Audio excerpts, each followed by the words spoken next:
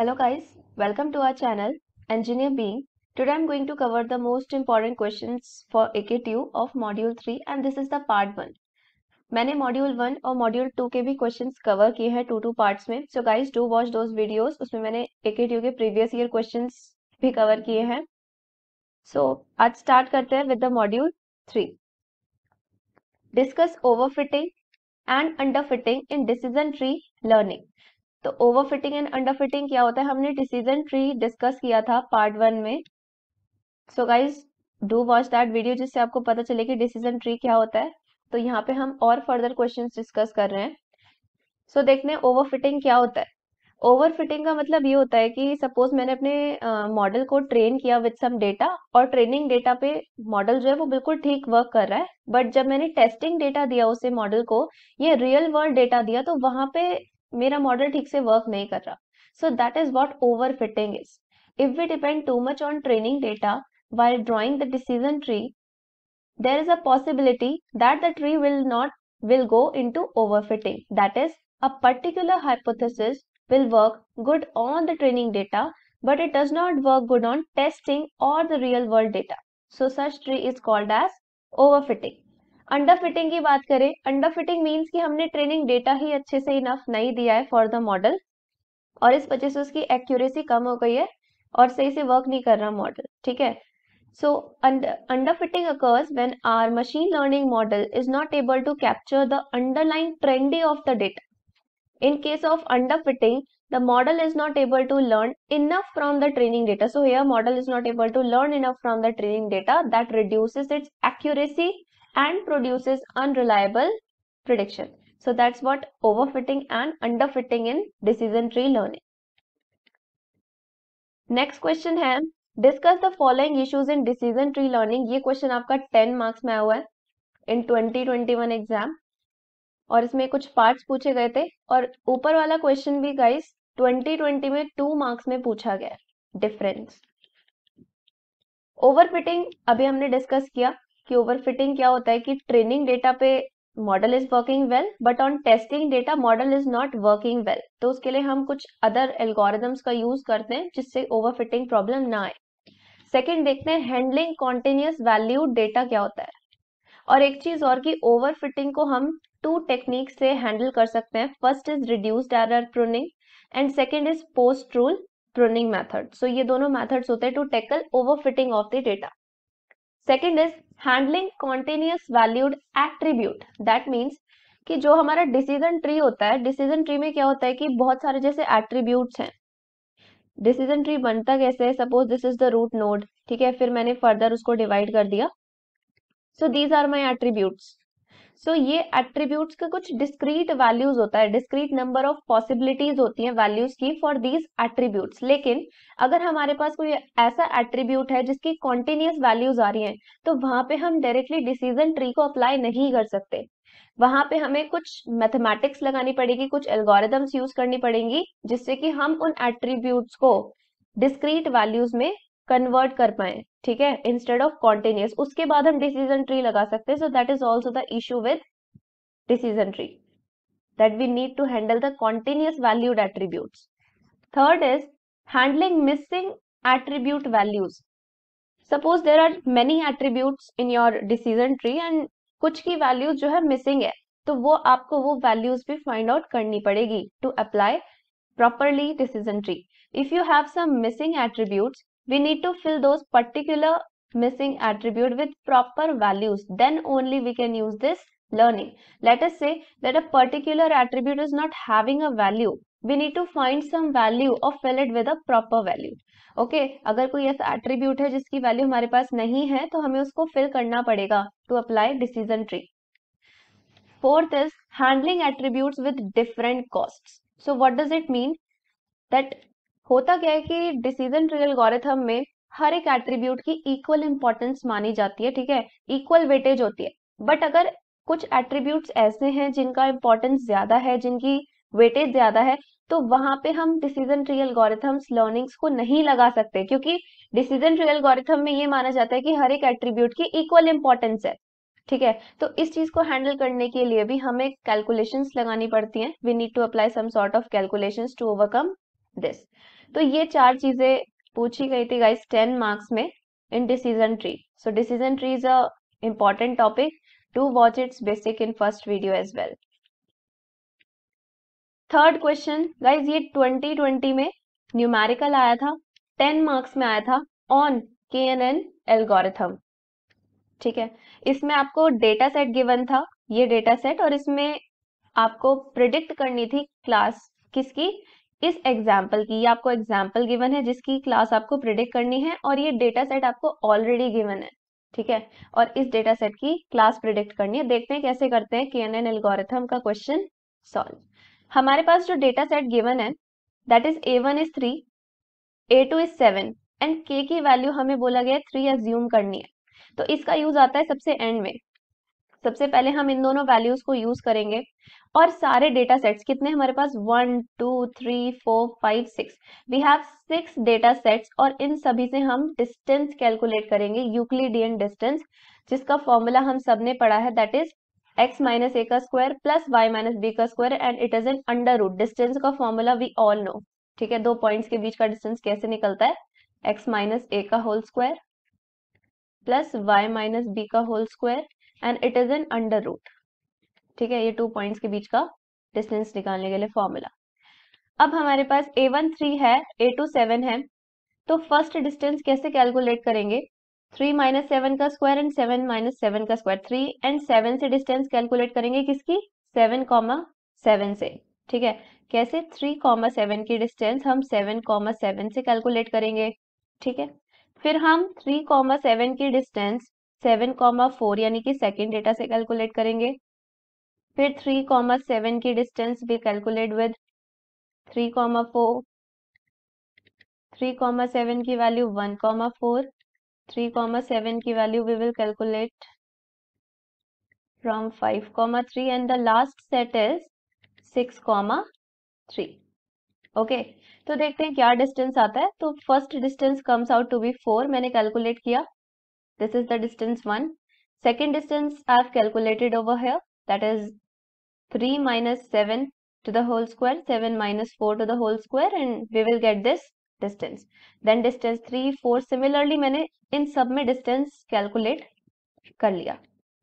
अब जो भी डिस्टेंस आया वो डिस्टेंस को मेरे को असेंडिंग ऑर्डर में अरेंज करना है इस तरीके से. तो सबसे कम डिस्टेंस इसमें क्या है, 3, यानी कि डिस्टेंस 3 सबसे कम आया है, फिर डिस्टेंस 4 आया है, तो डिस्टेंस 3 आया सबसे पहले, देन डिस्टेंस 4, फिर आया है distance 1, then comes out to be the distance 5 and then distance 2 and distance 6. तो इस तरीके से मैंने 6 के 6 को असेंडिंग ऑर्डर्स में अरेंज कर लिया. अब मेरे को k की वैल्यू 3 गिवन थी, अब यहाँ पे k की वैल्यू का यूज आता है.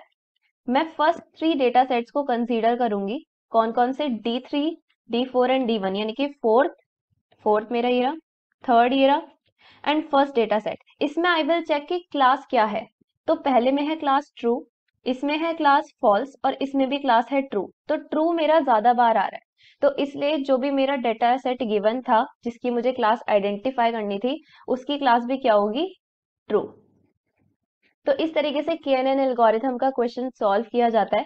सबसे पहले जो भी हमें गिवन होता है डेटा एग्जाम्पल, उससे सबसे पहले हम फर्स्ट स्टेप में फाइंड करते हैं डिस्टेंस, उसके बाद हम उसको अरेंज करते हैं इन असेंडिंग ऑर्डर, और उसके बाद जो भी k की वैल्यूज होती है, k की जो भी वैल्यू गिवन होती है उन वैल्यूज को हम मैच करते हैं और देखते हैं उनकी क्लास क्या है. उतने ही वैल्यूज को देखते हैं इसमें असेंडिंग ऑर्डर में कि क्या उनकी क्लास है. तो जो भी हमें क्लास मिल रही होती है उसके अकॉर्डिंग हम बता देते हैं कि जो हमारा डेटा एग्जाम्पल है उसकी क्लास क्या हो सकती है.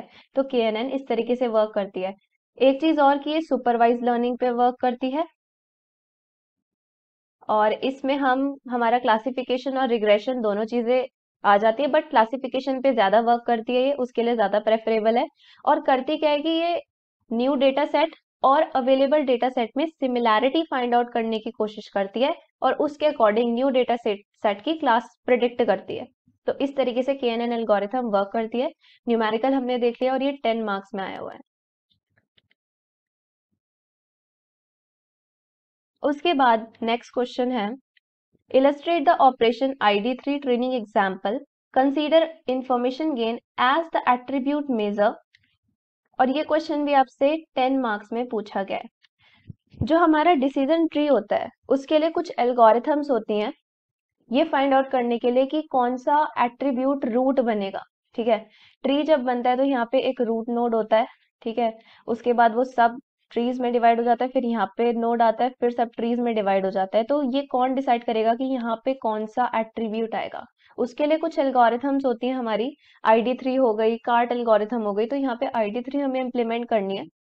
ID3 का इम्प्लीमेंटेशन होता है इंफॉर्मेशन गेन से। मतलब ये क्या करती है कि हर एक एट्रीब्यूट का इंफॉर्मेशन गेन कैलकुलेट करती है ये एल्गोरिथम, और जिसका इंफॉर्मेशन गेन ज्यादा होता है उसको बना देती है रूट एट्रीब्यूट। अब देखते हैं ये एग्जाम्पल कैसे सॉल्व करेंगे। यहाँ पे मैंने फॉर्मूला लिखा हुआ है इंफॉर्मेशन गेन का, ये फॉर्मूला है, और एंट्रोपी का ये फॉर्मूला है। इंफॉर्मेशन गेन के फॉर्मूले में हम एंट्रोपी को यूज कर रहे हैं, इसलिए एंट्रोपी का फॉर्मूला पता होना चाहिए। Probability of yes log with base 2 probability of yes minus probability of no log with base 2 probability of no। ये भी देखेंगे हम कैसे अप्लाई कर रहे हैं क्वेश्चन में। सो देखते हैं क्वेश्चन कैसे करेंगे। हमारे पास ये है डेटा सेट गिवन, कितना एट्रीब्यूट्स है इसमें? 4। Outlook, temperature, humidity and wind, इन चारों एट्रीब्यूट्स का निकालेंगे गेन।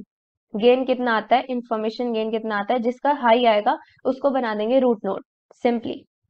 मैंने फर्स्ट एट्रीब्यूट लिया आउटलुक। क्या क्या वैल्यूज हैं आउटलुक की इसमें? Sunny, overcast and rain, 3 values हैं। तो मैंने क्या करा कि हमारे पास सबसे पहले इस पूरे डेटा का एंट्रोपी निकाल लिया। कितने डेटाज हैं टोटल? 14 डेटा। और उसमें मैंने क्लास देखा, क्लास क्या है मेरी? No and yes. नो कितने टाइम्स है? 5 टाइम्स। और यस कितने टाइम्स है? 9 टाइम्स। तो मैंने यहाँ पे लिखा पूरे डेटा सेट की एंट्रोपी में कि 9 टाइम्स यहाँ पे यस है और 5 टाइम्स यहाँ पे नो है। अब एंट्रोपी का फॉर्मूला क्या होता है? अभी हमने देखा कि probability of yes log with base 2, और यहाँ पे क्या आएगा? Probability of yes minus probability of no log with base 2 probability of no. यही हमने देखा अभी फॉर्मूला। तो यहाँ पे यस कितने टाइम्स है? 9। तो मैंने लिखा यहाँ पे 9/14। टोटल डेटा सेट्स टोटल का निकाल रही हूँ तो 9/14, इसलिए यहाँ पे ये आया। और नेगेटिव साइन लगेगा यहाँ पे, फॉर्मूले में ही होता है नेगेटिव साइन यहाँ पे दोनों जगह। फिर log with base 2 probability of positive minus probability of negative, nos कितना है? 5 टाइम्स। तो 5/14 लॉग विद बेस 2 5/14। तो ये हुआ एंट्रोपी पूरे डेटा सेट की। अब आउटलुक में 3 वैल्यूज हैं, सनी, ओवरकास्ट एंड रेन। तो हम इन तीनों के लिए भी निकालेंगे। देखते हैं सनी कितनी बार आ रहा है। सनी आ रहा है 1 2 3 4 एंड 5 टाइम्स हमारे पास यहाँ पे सनी आ रहा है। सनी के क्या क्या वैल्यूज हैं? 1 2 एंड 3 टाइम्स आया नो। और यस कितने टाइम्स आया है? 2 टाइम्स यस आया है। तो यहाँ पे लिखा 2 times yes and 3 times no. Same probability कैसे निकालेंगे हम एंट्रोपीज की? तो प्रोबेबिलिटी ऑफ यस कितनी है? 2/5। 5 मतलब टोटल सनी कितनी बार आ रहा है? 5 टाइम्स आ रहा है। Log with base two 2/5 minus probability of no 3/5, 3 times आया है नो, और total 5। 3/5 log with base two 3/5। ये आपको फॉर्मूला बस ये पता होना चाहिए, उसके बाद यू कैन अप्लाई वेल। तो यहाँ से निकला एंट्रोपी ऑफ सनी। अब एंट्रोपी ऑफ ओवरकास्ट निकालेंगे। Similarly entropy of rain we will calculate. 4 times यहाँ पे अगर देखेंगे ओवरकास्ट में 4 टाइम्स यस आ रहा है और नो एक भी टाइम्स नहीं आ रहा है, तो यहाँ पे एंट्रोपी आई 0। रेन में अगर देखेंगे तो यहाँ पे रेन में कितनी बार यस आ रहा है? 1 2 एंड 3। यहाँ पे 1 2 3 4 एंड 5 टाइम्स है रेन, टोटल 5 टाइम्स। और 3 टाइम्स आया यहाँ पे यस, यहाँ पे 1 2 एंड 3 टाइम्स आया यस और 2 टाइम्स आ रहा है नो। ये रहा। तो यहाँ पे मैंने ये लिखा और मैंने एंट्रोपी कैलकुलेट कर ली। यहाँ पे यस की एंट्रोपी, सॉरी प्रोबेबिलिटी, और यहाँ पे नो की प्रोबेबिलिटी। तो ये फॉर्मूला हुआ, तो ये मेरा आया निकल के एंट्रोपी। तो मैंने आउटलुक का एट्रीब्यूट लिया और उसके जो जो वैल्यूज थे उनके लिए मैंने एंट्रोपी कैलकुलेट कर ली। अब गेन का क्या फॉर्मूला होता है? गेन का फॉर्मूला होता है कि पूरे सेट की एंट्रोपी लो, उसमें से सब्ट्रैक्ट कर दो summation of modulus S V upon S and entropy of S V. तो यहाँ पे वी मेरे को सबसे पहले लेना पड़ेगा सनी, फिर वी मैं लूंगी ओवरकास्ट और फिर वी मैं लूंगी रेन। तो अगर मैंने सनी लिया है तो सनी के लिए क्या आई थी एंट्रोपी की वैल्यू, यहाँ पे सनी है, सनी के लिए what is the value for S V upon S. S V is what, कितने टाइम्स आ रहा है आपका सनी टोटल आपके डेटा में, 5 टाइम्स आ रहा है, क्योंकि 2 टाइम्स है पॉजिटिव एंड 3 टाइम्स है नोज, तो टोटल आया 5 टाइम्स, तो मैंने यहाँ पे लिखा 5 और टोटल डेटा है 14 multiplied by entropy of your Sunny. Sunny की एंट्रोपी कितनी है 0.971, तो मैंने ये चीज लिखी यहाँ पे, सेम चीज मैंने यहाँ मल्टीप्लाई कर दी।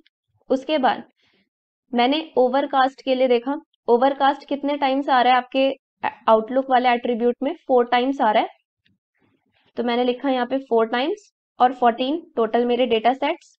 एंट्रोपी ऑफ ओवरकास्ट कितनी है, एंट्रोपी ओवरकास्ट की 0, तो मैंने यहाँ 0 लिख दिया, यहाँ पे ऐसे मल्टीप्लीकेशन कर दिया।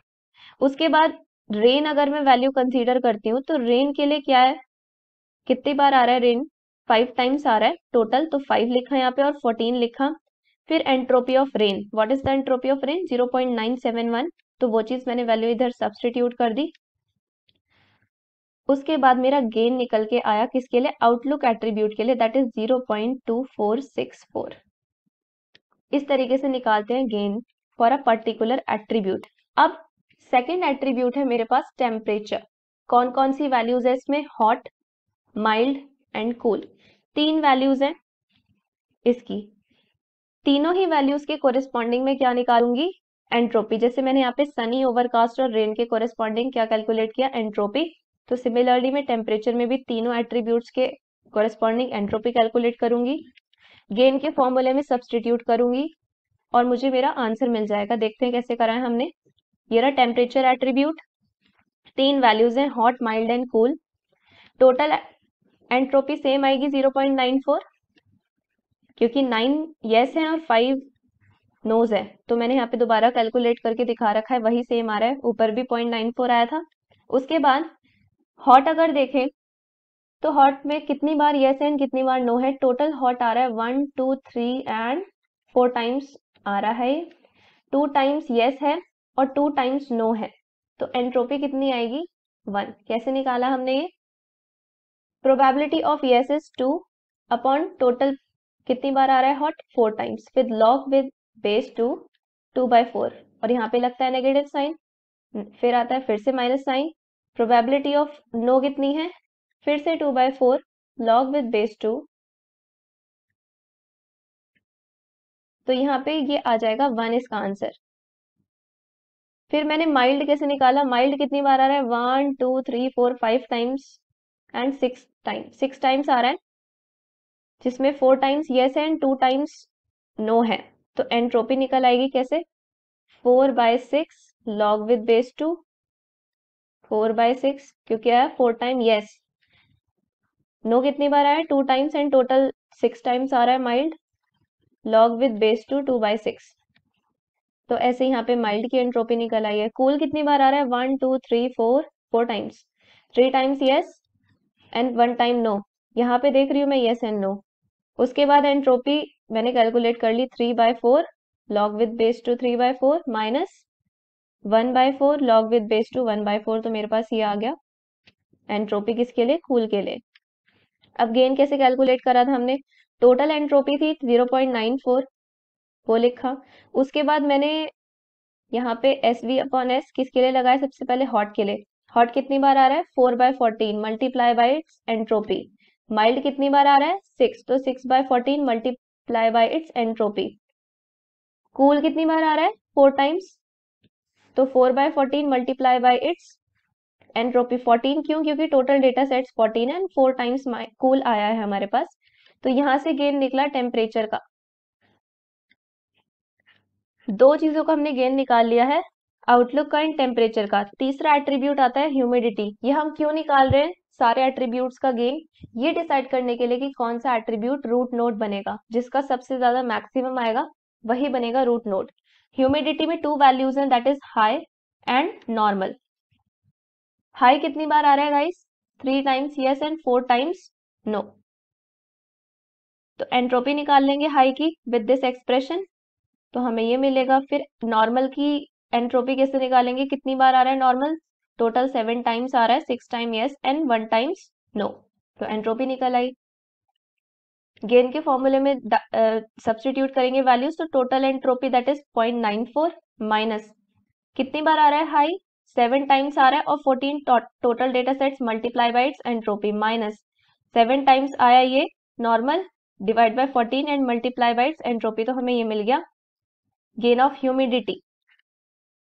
सिमिलरली हम गेन विंड के लिए कैलकुलेट कर सकते हैं। कितने वैल्यूज हैं, वीक स्ट्रॉन्ग 2 वैल्यूज हैं, दोनों वैल्यूज की कोरिस्पॉन्डिंग एंट्रोपी निकाली, गेन के फॉर्मूले में सब्स्टिट्यूट किया, टोटल एंट्रोपी माइनस कितने टाइम्स आया स्ट्रॉन्ग 6 टाइम्स आया divided by 14 multiply by it's entropy that is 1, और यहाँ पे मैंने वीक के लिए देखा, वीक कितने टाइम्स आया total 8 times divide by 14 multiply by it's entropy, तो यहाँ पे गेन निकल गया है विंड का। अब चारों गेन्स मैंने कैलकुलेट कर लिए हैं यहाँ पे। इन चारों में से मैक्सिमम कौन है, ये वाला आउटलुक वाला गेन इज माय मैक्सिमम, इसलिए मेरा डिसीजन ट्री कुछ ऐसे दिखेगा। इन चारों एट्रीब्यूट्स का गेन कैलकुलेट करने के बाद मैं आउटलुक को बनाऊंगी रूट नोड, ठीक है। आउटलुक के क्या क्या वैल्यूज हैं, सनी, रेन एंड ओवरकास्ट, तो इन तीनों में ये डिवाइड होगा, सनी में, ओवरकास्ट में और रेन में। ओवरकास्ट अगर हम देखें तो ओवरकास्ट 4 टाइम्स आ रहा है, 1 2 3 एंड 4, और चारों ही बार वैल्यूज क्या है यस, तो इसलिए यहाँ पे हम स्पेसिफाई कर सकते हैं कैटेगरी यस। अगर हम सनी में चेक करेंगे तो सनी आ रहा है 5 टाइम्स, यहाँ पे आ रहा है, यहाँ पे आ रहा है 3 4 एंड 5 टाइम्स, जिसमें कि 3 टाइम्स नो है एंड 2 टाइम्स यस है, तो यहाँ पे हम नहीं बता सकते क्या कैटेगरी होगी, ठीक है। सिमिलरली रेन, रेन भी 5 टाइम्स आ रहा है और उसमें यस एंड नो दोनों आ रहे हैं, तो हम नहीं बता सकते कि यहाँ पे क्या आएगा। यहाँ पे 4 चारों बार ही यस आया, नो आया ही नहीं है, तो यहाँ पे मैंने बता दिया यस। अब क्या होगा, अब मैं सनी की टेबल बनाऊंगी अलग। कैसे, सनी कितनी बार आ रहा है इस टेबल में, 1 2 3 5 टाइम्स आ रहा है, तो उसके कॉरेस्पॉन्डिंग जो भी डेटा है टेम्परेचर ह्यूमिडिटी विंड का वो लिख लूंगी मैं। तो यहाँ पे इन डेटाज में आया है सनी, यहाँ पे मैंने लिखा भी है D1 D2 D8 D9, तो ये टेबल बनाई, कॉरेस्पॉन्डिंग टेम्परेचर ह्यूमिडिटी विंड ये लिखा मैंने। अब मैं दोबारा से इन तीनों एट्रीब्यूट्स का गेन निकालूंगी, इंफॉर्मेशन गेन जो भी मैक्सिमम आएगा वो यहाँ पे बन जाएगा एज अ रूट नोड, ठीक है। वो टेम्परेचर भी आ सकता है, ह्यूमिडिटी भी आ सकता है, विंड भी आ सकता है, जिसका भी गेन ज्यादा आएगा वो मैं यहाँ पे लिखूंगी। अब गेन कैसे कैलकुलेट किया था, टेम्परेचर का देखे तो उसमें 3 वैल्यूज हैं, हॉट माइल्ड एंड कोल्ड, तीनों के कोरिस्पॉन्डिंग मैंने निकाली थी एंट्रोपी। उसके बाद गेन, गेन का फॉर्मूला क्या है, गेन का फॉर्मूला मैंने लगाया टोटल एंट्रोपी में से जो जो भी वैल्यूज थी, कौन कौन सी थी, हॉट माइल्ड एंड कूल के एंट्रोपीज को मल्टीप्लाई किया था विद द प्रोबेबिलिटीज, और उसको मैंने सब्ट्रैक्ट कर दिया था, तो मुझे गेन मिल गया था। सिमिलरली ह्यूमिडिटी का गेन मैंने निकाला है, विंड, फिर विंड का गेन निकाला है। तीनों में से मैक्सिमम कौन है, ह्यूमिडिटी का गेन। इसका मतलब क्या है कि यहाँ पे क्या आना चाहिए as a root node, humidity, ठीक है। अब ह्यूमिडिटी की क्या क्लास है, हाई एंड नॉर्मल, दो वैल्यूज हैं, तो हाई के लिए तीनों में नो है एंड नॉर्मल के लिए दोनों में यस है, तो मैं इसको बोल सकती हूँ no for high and yes for normal. तो मैंने यहाँ पे फर्दर ड्रॉ किया हुआ है ट्री इस तरीके से। अब सिमिलरली मुझे रेन के लिए बताना पड़ेगा कि यहाँ पे क्या आएगा, ये तो मैंने पहले ही आंसर लिख दिया, तो गाइस जिस तरीके से ये सॉल्व किया है वैसे ही ये सॉल्व करेंगे। रेन के लिए टेबल बन जाएगी जैसे मैंने यहाँ पे सनी के लिए टेबल बनाई है। कैसे बनेगी, रेन के लिए कितनी एंट्रीज हैं, 1 2 3 4 एंड 5, तो इन 5 डेटास के corresponding I will draw the table, okay, and one more,